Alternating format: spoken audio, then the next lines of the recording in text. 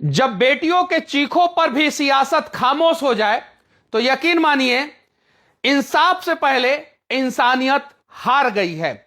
मैं बात कर रहा हूं गया के बाके बाजार की घटना के बारे में। रेहान अंसारी नामक एक युवक लड़कियों को फ्री मोमोज खिलाकर पहाड़ी पर ले जाकर उनके साथ अश्लील हरकत करता था। उसके मोबाइल में 70 से ज्यादा वीडियो 20 से 22 मिनट के पाए गए हैं। रेहान अंसारी के बारे में पूरी कहानी आज मैं आप लोगों को बताऊंगा और जिन लड़कियों के साथ गलत हुआ है उसके बारे में भी मैं पूरी कहानी बताऊंगा। आप लोगों से मैं कहना चाहता हूं कि आप लोग इंसाफ के लिए इस वीडियो को शेयर जरूर कीजिएगा और सत्ता के सनक में पागल हो चुके नेताओं के कानों तक मेरी आवाज को जरूर पहुंचा दीजिएगा। तो चलिए शुरू करते हैं।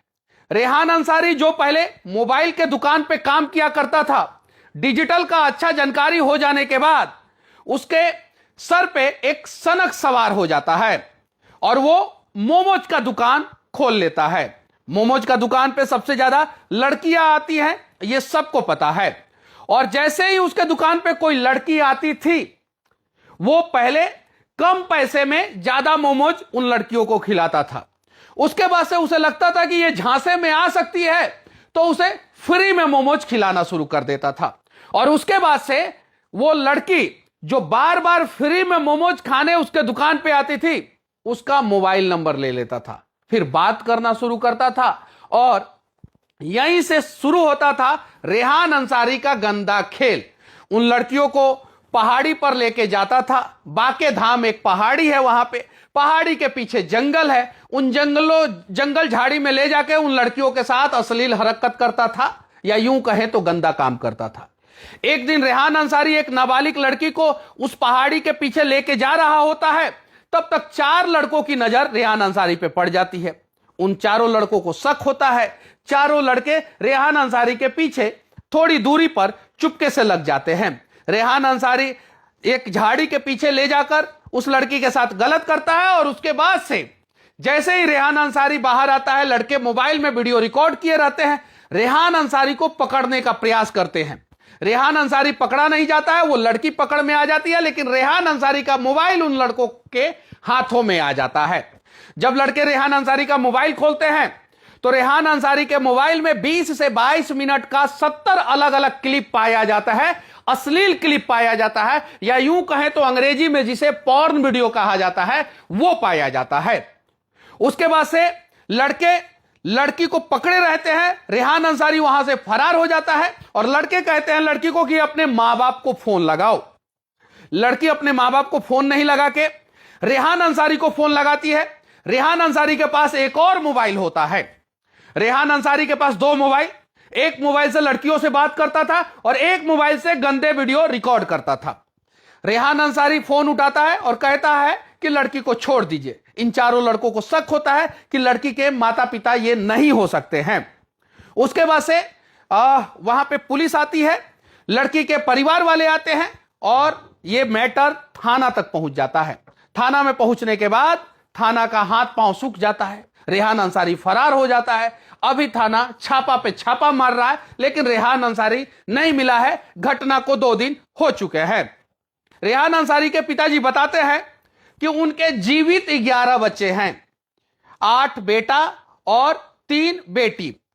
एक बच्चा उनका अब इस दुनिया में नहीं है, यानी कुल रेहान अंसारी 11 भाई बहनों में सबसे छोटा लड़का था। और उसे रील बनाने का शौक था, लड़कियों को झांसे में लाने का शौक था, लड़कियों का पॉर्न वीडियो बनाने का शौक था। और यही शौक रेहान अंसारी को सलाखों के पीछे लेके जाएगा। लेकिन अभी रेहान अंसारी फरार है। कुछ लोग कह रहे हैं कि मुंबई फरार हो गया है, कुछ लोग कह रहे हैं कि कहीं और फरार हो गया। पुलिस का जांच का दायरा जब बढ़ता है तो पता चलता है कि रेहान अंसारी के एक और भाई ने एक लड़की को भगा के शादी किया था। वो लड़की दूसरे धर्म की थी।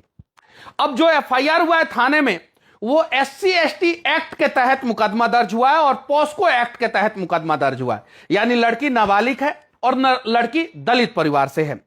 इसी जिला के हैं जीतन राम मांझी, जो 40 साल से राजनीति करते हैं इसी जिला से, विधायक भी रहे हैं, सांसद भी रहे हैं, बिहार में भी मंत्री रहे, केंद्र में भी मंत्री रहे, और इन्हें भरत तिवारी का एनकाउंटर जायज दिखाई देता है, लेकिन एक नाबालिग दलित लड़की के साथ रेहान अंसारी नामक युवक गलत करता है, उसका वीडियो सोशल मीडिया पे वायरल करता है, और अभी तक जीतन राम मांझी खामोश हैं। यानी दलित के नाम पे राजनीति करने वाले दलित नेता अगर दलितों के साथ कुछ गलत हो जाता है तो खामोश रहते हैं।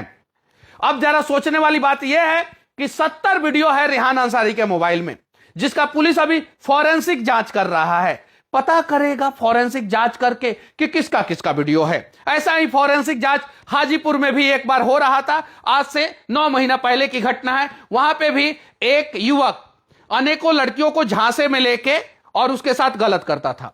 अब हुआ ऐसा क्यों?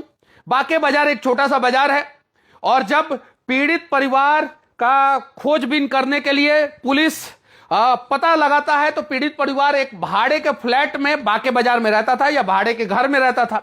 वहां से पीड़ित परिवार गायब है अभी, या यूं कहें तो पीड़ित परिवार ही डर के मारे फरार है। घर पे 400 रुपया का लाइब्रेरी का एक कागज बिल रसीद मिलता है। पुलिस अब जांच करने का प्रयास कर रहा है कि पीड़ित परिवार आखिर है कहां का, और पीड़ित परिवार इसलिए फरार होगा कि इज्जत का सवाल है। बेटी का इज्जत और परिवार का इज्जत दोनों दांव पे लग सकता है। अब जरा सोचिए कि यह पहली घटना है? नहीं, एमपी में ऐसा घटना हुआ, यूपी में ऐसा घटना हुआ, महाराष्ट्र में ऐसा घटना हुआ, राजस्थान में, गुजरात में और बिहार में तो इसके पहले भी ऐसा घटना हुआ है। इस प्रकार के घटनाओं का में पुलिस अपराधियों का एनकाउंटर क्यों नहीं करता है?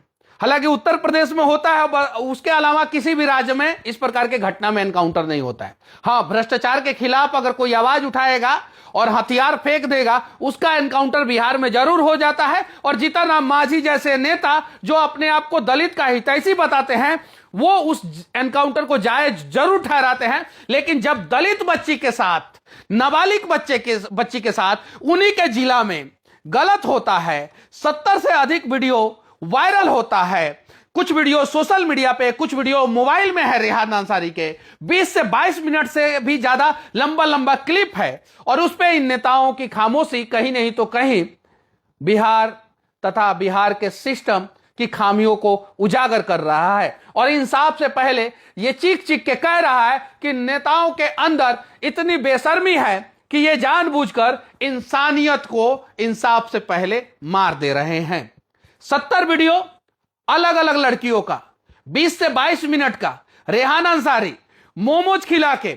अब जरा सोचिए, उन माता पिता से कहना चाहता हूं कि आप लोग क्या शिक्षा देते हैं कि आपकी बच्ची मोमोज के चक्कर में किसी दरिंदे का शिकार हो जा रही है।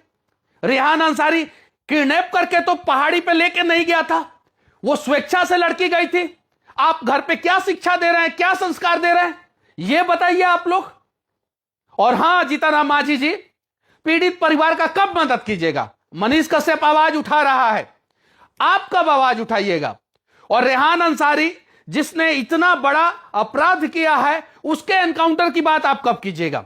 जरा यह बता दीजिए। और आप लोगों से मैं पूछना चाहता हूं, बलात्कार चाहे कोई भी करे, गंदा वीडियो कोई भी बनाए, अश्लील हरकत कोई भी करे, उसके खिलाफ मनीष कश्यप आवाज उठाता है। खगड़िया का कांड हो या बेगूसराय का कांड हो या इसके पहले अनेकों जगहों पे इस प्रकार का कांड हुआ हो, जहानाबाद वाला कांड हो या छपरा वाला कांड हो, मनीष कश्यप आवाज उठाता है। तो आप लोग ये मत समझिएगा कि रेहान अंसारी मुसलमान है इसलिए मनीष कश्यप आवाज उठा रहा है। शंभू गर्ल्स हॉस्टल में जो कांड हुआ था उस पर भी मनीष कश्यप आवाज उठाया था, छपरा में जो कांड हुआ था उस पर भी मनीष कश्यप आवाज उठाया था, और बेगूसराय में जो कांड हुआ था उस पर भी मनीष कश्यप आवाज उठाया था।